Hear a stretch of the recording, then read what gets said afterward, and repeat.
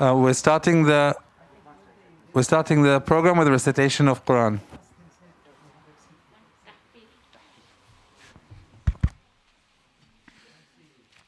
Surah Tahrir, ayahs 1 to 4. أعوذ بالله من الشيطان الرجيم. بسم الله الرحمن الرحيم. يا أيها النبي لم تحرم ما أحل الله لك تبتغي مرضات أزواجك والله غفور رحيم. قد فرض الله لكم تحلة أيمانكم والله مولاكم وهو العليم الحكيم. وإذ أسر النبي إلى بعض أزواجه حديثا فلما نبأت به وأظهره الله عليه عرف بعضه وأعرض عن بعض. فلما نبأها به قالت من أنبأك هذا؟ قال نبأني العليم الخبير. إن تتوبا إلى الله فقد صغت قلوبكما وإن تظاهرا عليه فإن الله هو مولاه وجبريل وصالح المؤمنين والملائكة بعد ذلك ظهير. صدق الله العلي العظيم.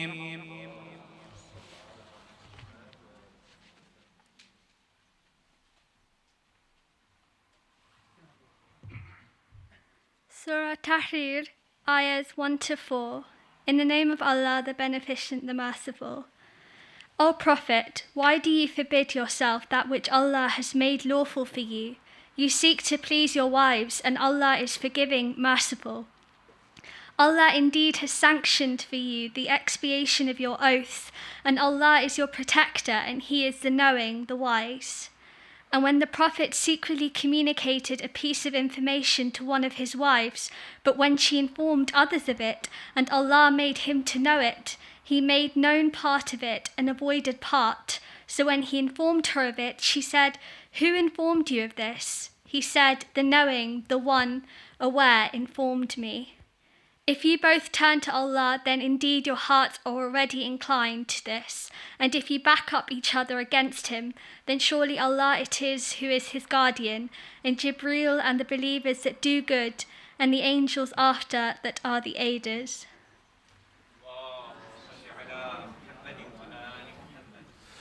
Today we're very fortunate to have Shaykh Zoheir Esmail, who will be speaking to us on Imam Husayn alayhi salam and spiritual intelligence. Let's welcome him with Salat ala Muhammad wa al Muhammad.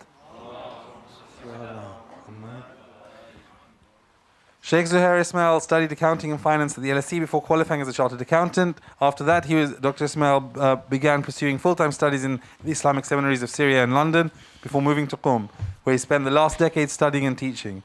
He was awarded a doctorate in philosophy from the University of Exeter with his thesis. Salawat. Assalamu alaikum wa rahmatullah.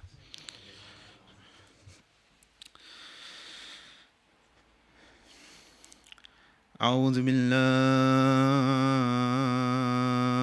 من الشيطان الرجيم. بسم الله الرحمن الرحيم. السلام عليك يا أبا عبد الله وعلى الأرواح التي حلت بفنائك. عليكم مني جميعا سلام الله أبدا ما بقيت وبقي الليل والنهار. ولا جعله الله آخر العهد مني لزيارتكم. السلام على الحسين وعلى الحسين وعلى أولاد الحسين وعلى أصحاب الحسين عظم الله أجورنا وأجوركم بمصابنا بالحسين عليه السلام صلاة على محمد وآل محمد وعجل فرجهم اللهم صل على محمد وآل محمد وعجل فرجهم. So we began our topic yesterday on spiritual intelligence. And before I get into the full topic of today, which is an examination of the ahadith on spiritual intelligence from Usul al-Kafi, and specifically the first book of Usul al-Kafi, which is on the intellect and ignorance, al-aql wal-jahl. I just wanted to complete a couple of issues from the questions that we had yesterday, because as usual you always remember what to say after the time for saying it has finished. So one of the questions that was asked was about the relationship between knowledge and intellection. And there is a hadith that I brought up about how the sleep of a person with knowledge is greater than the worship of the worshipper. But we also have a very similar narration as it pertains to the one who has intellected, or al-aqil, which is nawmul aqil afdal min sahril jahil, which means that the sleep of the one that has intellect or has intellection is better than the staying awake in the early hours of the person that has ignorance. So as you can see here, even when we come to the words that are used between the person that has intellected and the person that has knowledge, and like we said, knowledge is that comprehension that becomes part of your being. That's what knowledge is. It is not the information, the repetitive things that we hear again and again and we memorize. But this tradition actually carries on, and it says وَإِقَامَةِ الْعَاقِلِ أَفْضَلْ مِنْ شُخُوصِ الْجَاهِلِ, which means that the staying at home, or the, if you like, the non-movement of the person possessed with intellect, is better than the traveling of the person that doesn't possess intellect. Meaning that the one that possesses intellect, he can literally stay at home, while the person that doesn't possess intellect has to go and search, if they go for, religious trips and so on and so forth. And this is just a following on from the point of prayer. Also any other types of effort that are done by the jahil, or the person that doesn't possess this intellection, are not in the same category as the person of intellect. So it is the levels of intellect that grant the different degrees of people. Then, of course, we had another question as well that we spoke about, which was about hikmah, and how hikmah relates to intellection. And hikmah is, like we said, hikmah is the ability to choose the right path, to weigh up the different options. And of course this links to intellection, because somebody who has intellection will be able to choose that right path based on that intellection. And there are a few aspects of this that I'd like to bring up in the different hadith as I was looking through. One is from, again, one of the hadith, it's hadith number 12 in the book of Intellect and Ignorance. In a much longer hadith, parts of which hopefully we'll look at a little bit later, one of the Imams is speaking to Hisham, and he says, Ya Hisham, inna al-aqil radiya bidun min ad-dunya ma'al hikmah. So, O Hisham, the person possessed with intellect is happy with less of the dunya, as long as they have hikmah, as long as they have wisdom. Wisdom for them is more important. وَلَمْ يَرْضَى بِدُونْ مِنَ الْحِكْمَةِ مَعَ الدُّنْيَا. And opposite as well, they are not happy with what is less of the dunya without hikmah. Hikmah is that thing, or wisdom is that thing that they are really seeking after. And in another hadith as well, you just turn to it here. In another hadith as well, this time with the discussion of the different forces, the forces of the intellect and the forces of ignorance. One of the forces of the intellect is wisdom. So the Imam in this hadith says, wal hikmah, meaning that wisdom is one of the forces of the intellect, wa ضدها al hawa, and its rival or its opposite is desire. Why is this? Because wisdom, like we said, is a kind of balance which is shaken off by desire, meaning that sometimes you can decipher the wise way to move, but other things will pull a person from side to side and make them not choose that path of wisdom, but rather push them towards moving towards a path that is outside of that wisdom.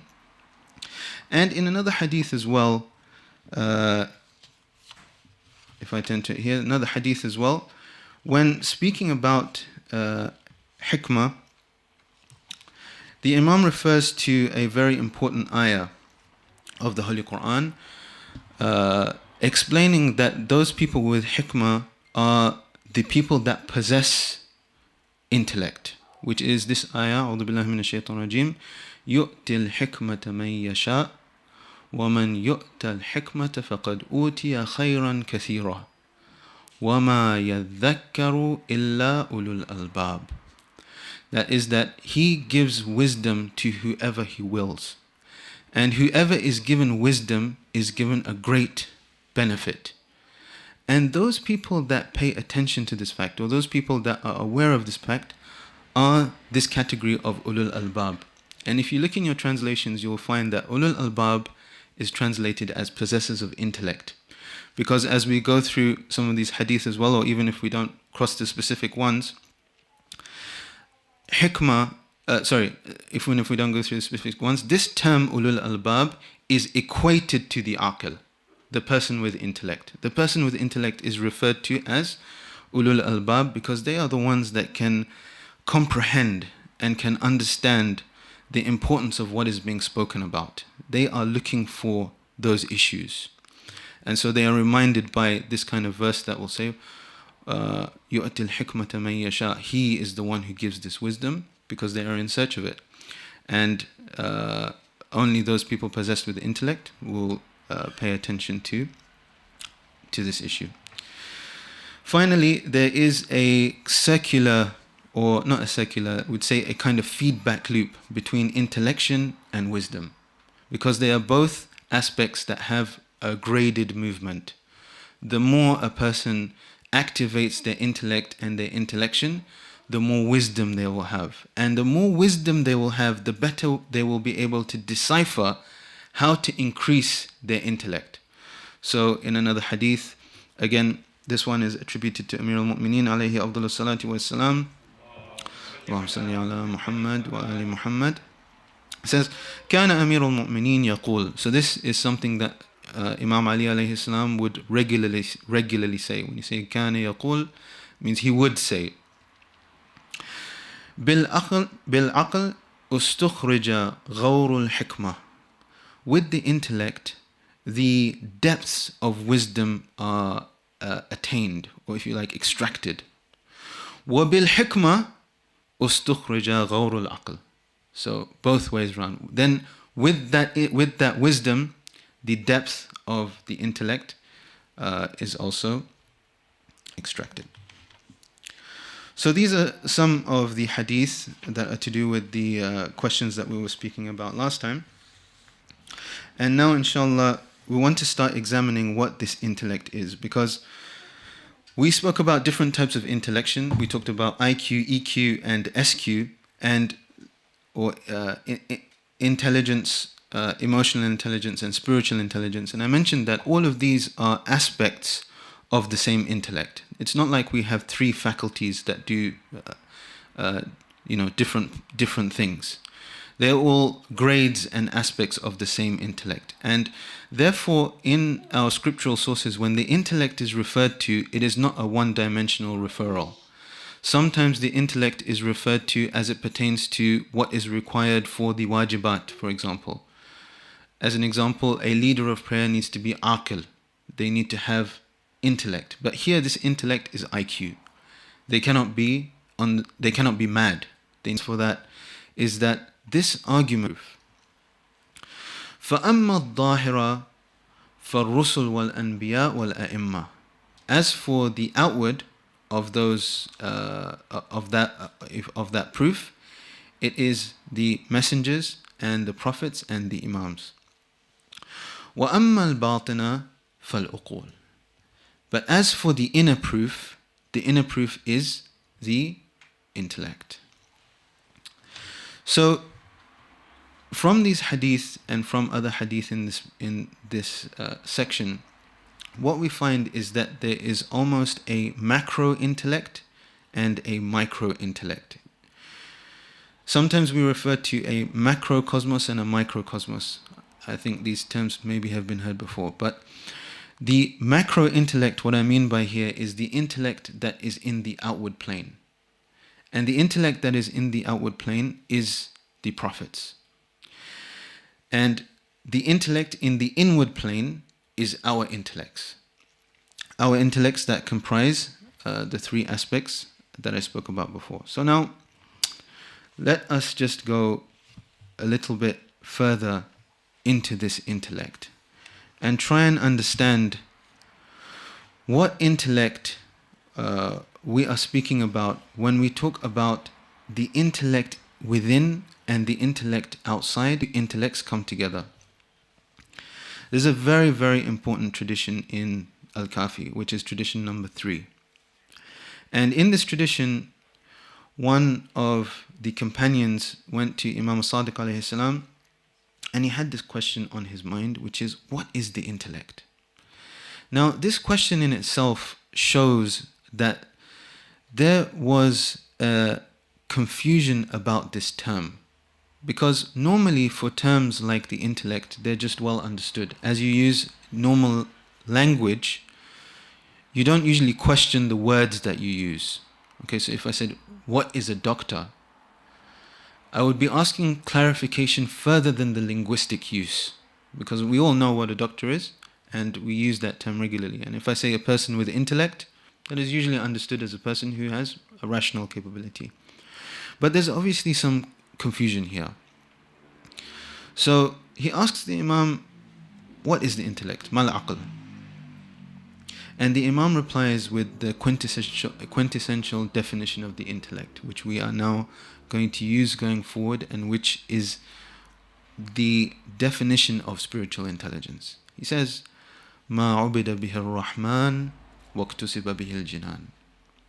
What is the intellect? The intellect is that by which the beneficent, meaning Allah subhanahu wa ta'ala, is worshipped, and that by which heaven is attained.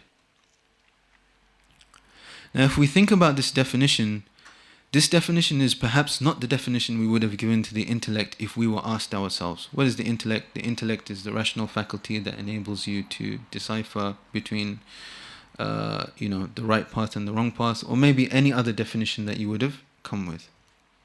But here this definition is very specific. The intellect is that thing by which Allah is worshipped. It is not just a type of cleverness. It is not just IQ. It is that which results in this. The intellect is that faculty which results in this, which results in the worship of Allah subhanahu wa ta'ala. So somebody with a high IQ that doesn't worship Allah subhanahu wa ta'ala, according to this riwayah, doesn't have the type of intellect that we're talking about here.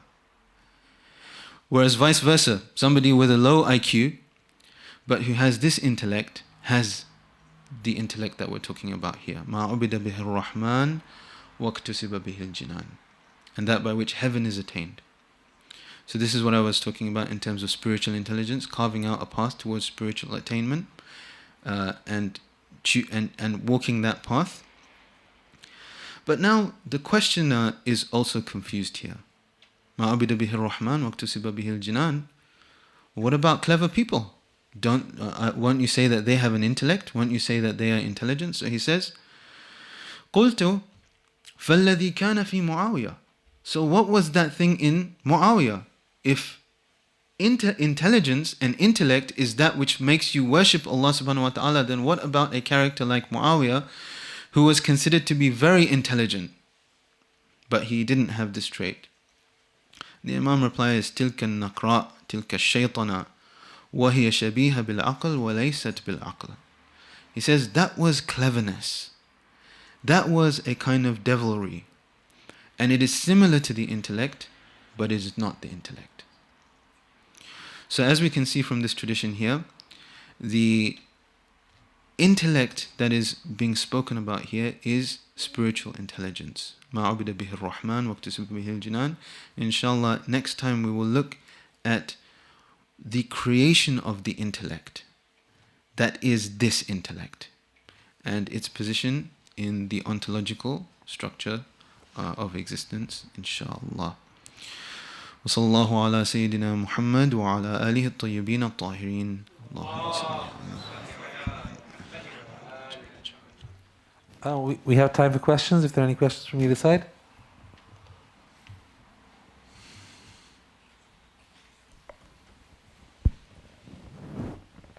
Thank you. What will be the relationship between aql and takabbur? Ahsan. So, aql being the intellect and takabbur being arrogance. What we will see, if we have time to go over this tradition, we will go over it, but if we don't, then I'll just summarize it. There is a tradition, I think it's number 14 in this bab, that speaks about the relationship between these two opposing forces, intellection and ignorance. And then both of these two main faculties are given an army. And that is a symbolism for the natural consequences that come out of these two major traits. Either somebody gets it or somebody doesn't. If they get it and if they have understood it, then naturally certain good traits will result. And if they don't, then naturally certain bad traits will result. So one of those bad traits is takabbur, that comes from ignorance. So when a person has not intellected Allah subhanahu wa ta'ala and has not grasped the way towards spiritual attainment and happiness, then takabbur is one of those offshoots that comes out of that ignorance. So if you like, it is almost like intellection is a major category and takabbur itself is one of the results of ignorance. Whereas the opposite of takabbur, which is humility, is from the army of intellection. So intellection should result in humility. Thank you very much. Just a reminder, if you are listening online, you can ask a question in the chat or send a message to someone, to one of the executive committee members. Any other questions from the ladies' side? Yeah.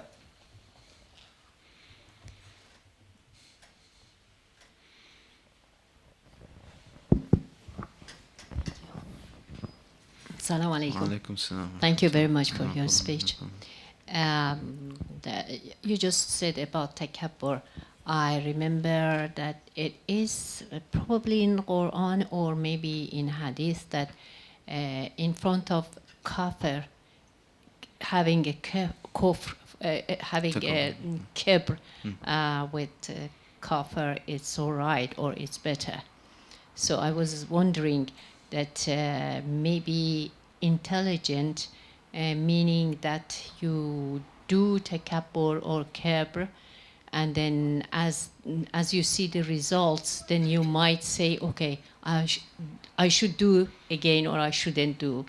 But that there comes the experience. That means even with intelligence, you need to experience and then decide. So that would be my question. And another question I have is, in Qur'an we have that Allah is nurun samawati wal ard. So if intelligent is the light to see the God, when God is itself a light. So what would you explain on that? Thank you. Two very beautiful questions. As for the first one, when it comes to takabbur, here, takabbur in front of a tyrant. Takabbur in front of a tyrant is an exception to the rule of takabbur. And of course, this kind of takabbur is not the kind of arrogance that is in relation to Allah subhanahu wa ta'ala. And a spiritual intelligence also guides a person towards izzah. Okay, izzah being a kind of sense of self-worth. And for that reason, in front of a tyrant, there are times where these two come into a clash. Humility is not... Okay, humility is a type of humility which is in front of Allah subhanahu wa ta'ala that manifests to the creation as well. Humility is not a humility in front of the creation because they are creation of Allah subhanahu wa ta'ala.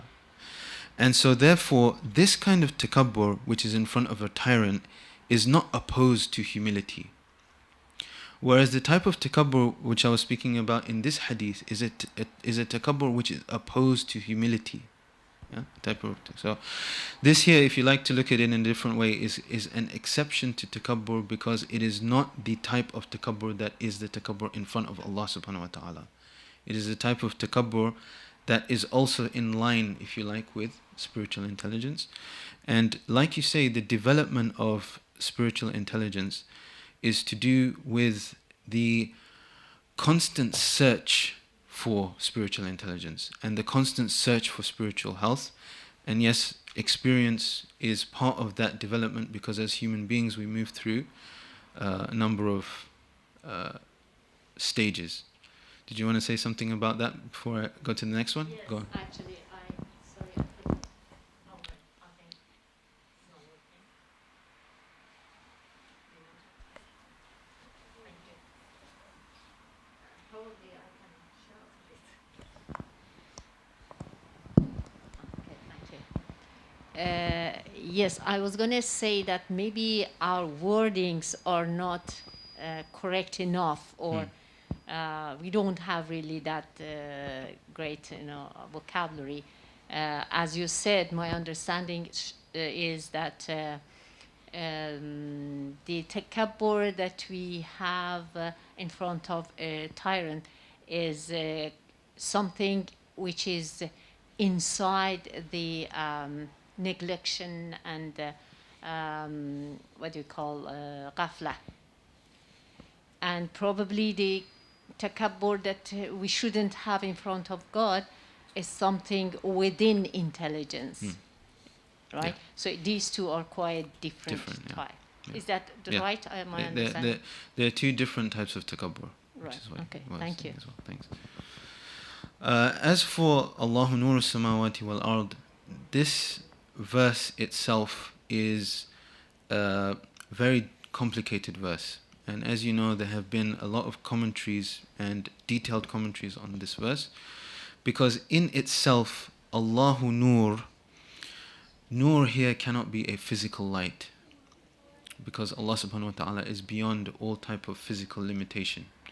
So in itself, the use of Allahu Nur is such that it needs to be examined from a perspective that requires a theory of language to decipher what Nur means here.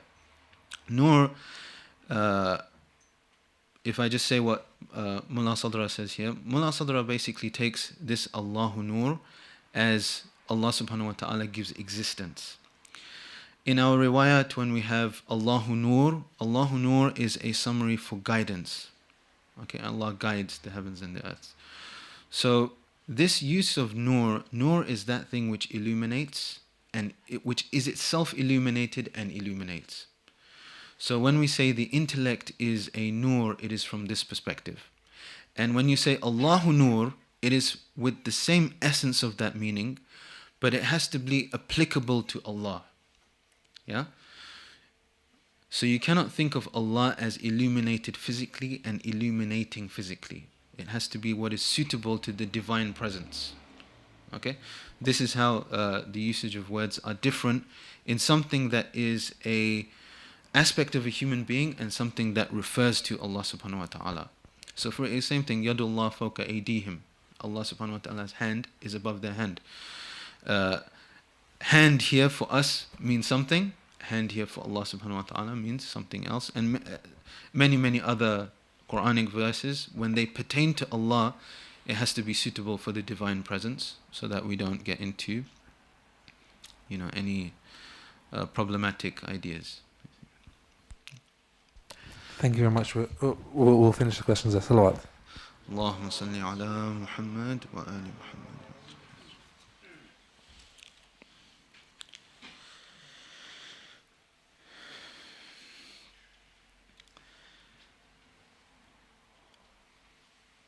There are many personal stories that play out during the events of Imam Husayn's life. And one of those stories is the story of Ar-Rabab. Ar-Rabab was one of the wives of Imam Husayn alayhi salam, and she was the mother of Sukaina. Sukaina, sometimes there is a confusion between her and perhaps another child of Imam Husayn alayhi salam, because as we know, the historians are usually not very accurate when they come to discuss the lives of families. But this Sukaina here is certainly a historical figure, and she was the daughter of Ar-Rabab. And there is no doubt that the family that Imam Husayn had with Ar-Rabab and Sukaina was a source of great peace and tranquility and love for him. There is a few lines of poetry that are attributed to the Imam as they pertain to Sukaina and Rabab. He says, "I swear by your life, I love a house in which reside Sukaina and Rabab.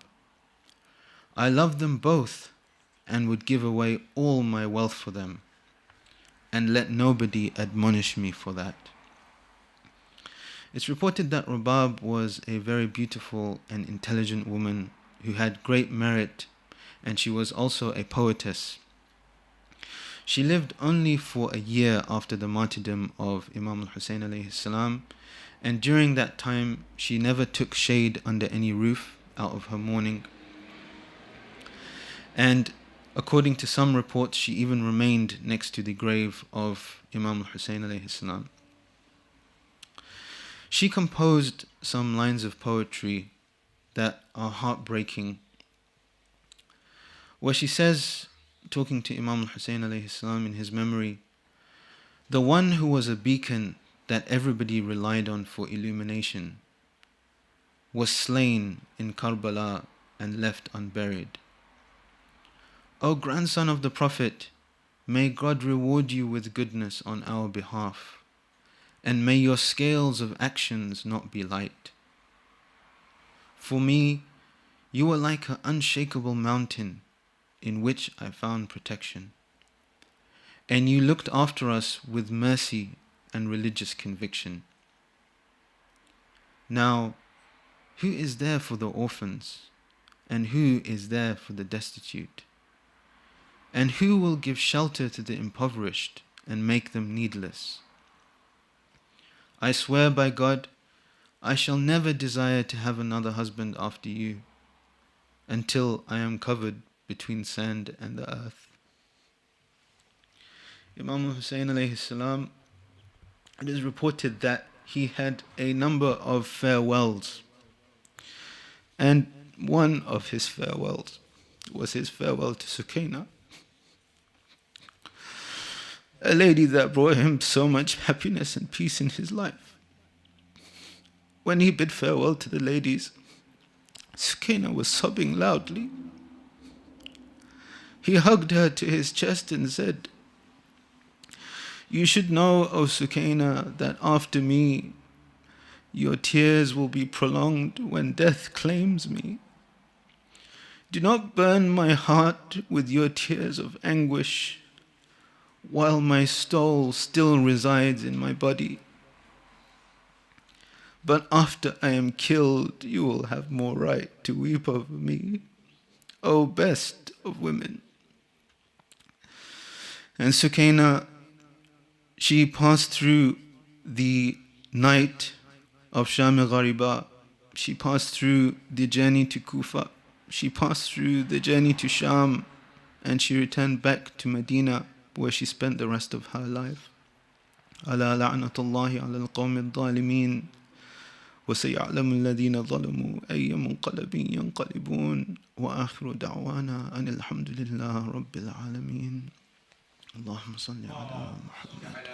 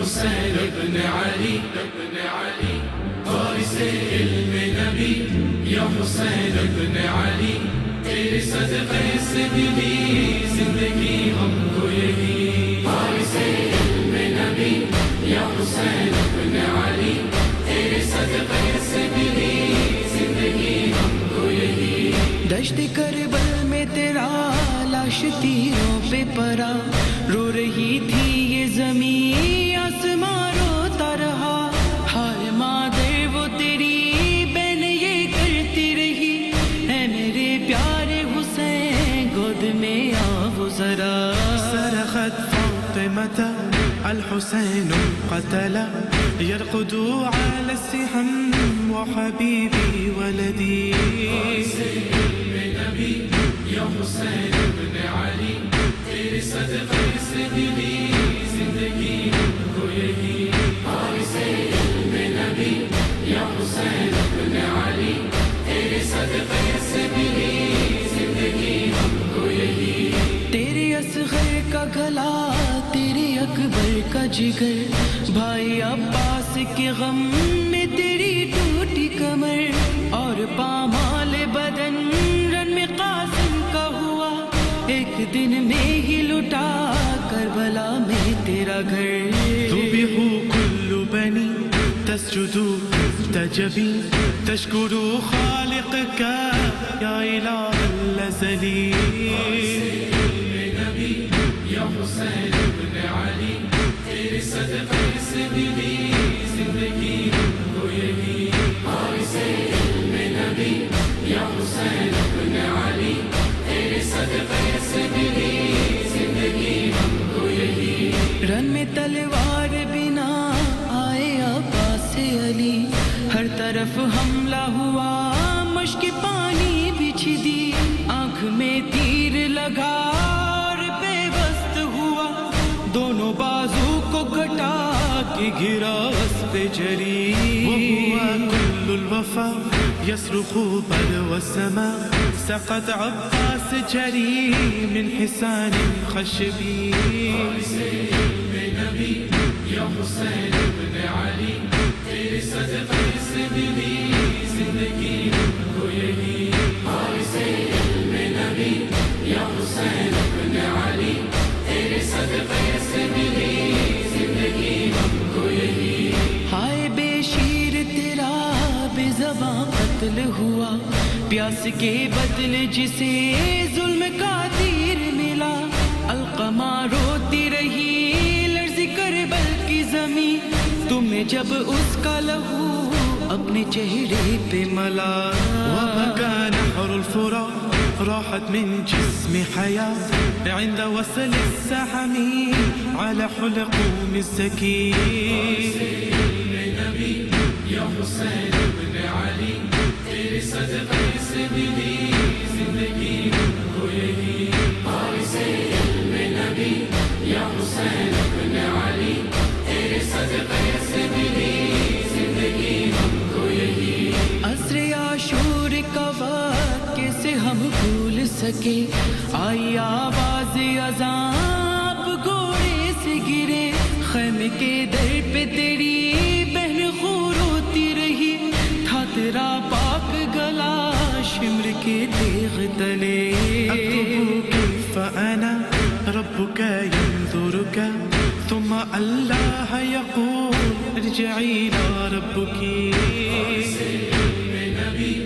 या हुसैन ابن علي तेरे सदक़े से मिली जिंदगी को यही वारिसे इल्म नबी या हुसैन ابن علي तेरे सदक़े से मिली जिंदगी को यही आग से खैमे जले सर से चादर बिछनी दश्त में तन्हा सकीना तेरी रोती रही तौक में बांधा गया तेरे आबिद का गला तेरी मजलूम बहन बेरिदा शाम चली أشعل كل الخيام فيها بناء الإمام أذهبوا أحلى النبي إلى قصر الأموي वारिसे इल्म नबी या हुसैन ابن علي तेरे सदक़े से मिली जिंदगी को यही वारिसे इल्म नबी या हुसैन ابن علي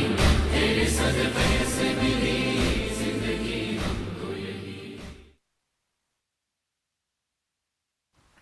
زيارة. بسم الله الرحمن الرحيم. السلام عليك يا سيدي يا مولاي يا رسول الله. السلام عليك يا سيدي يا مولاي يا نبي الله. السلام عليك يا سيدي يا مولاي يا محمد بن عبد الله ورحمة الله وبركاته. السلام عليك يا رسول الله وعلى ابن عمك أمير المؤمنين علي بن أبي طالب وصي رسول رب العالمين. السلام عليك يا رسول الله وعلى بضعتك الصديقة الطاهرة فاطمة الزهراء سيدة نساء العالمين. السلام عليك يا رسول الله وعلى زوجتك الوفية الغراء خديجة الكبرى أم المؤمنين. السلام عليك يا رسول الله وعلى ولديك الإمامين الحسن والحسين سيدي شباب أهل الجنة. السلام عليك يا رسول الله وعلى أئمة المسلمين من ذرية ولدك الحسين علي السجاد ومحمد الباقر وجعفر الصادق وموسى الكاظم وعلي الرضا ومحمد الجواد وعلي الهادي والحسن العسكري والحجة بن الحسن المهدي. السلام عليك يا صاحب الزمان عجل الله تعالى فرجك وسهل الله مخرجك وظهورك وجعلنا الله من أنصارك وأعوانك والمستشهدين بين يديك. بسم الله الرحمن الرحيم. اللهم كن لوليك الحجة ابن الحسن صلواتك عليه وعلى آبائه في هذه الساعة وفي كل ساعة وليا وحافظا وقائدا وناصرا ودليلا وعينا حتى تسكنه أرضك طوعا وتمتعه فيها طويلا. وصل اللهم على سيدنا ونبينا محمد وآله الطيبين الطاهرين.